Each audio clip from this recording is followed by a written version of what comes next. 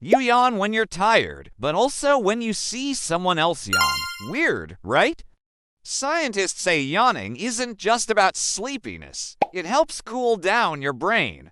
When your brain overheats from stress or focus, yawning increases blood flow and pulls in cool air, and that contagious yawning. It's linked to empathy, your brain sensing with someone else's emotions. So next time you yawn, it's not boredom, it's brain maintenance.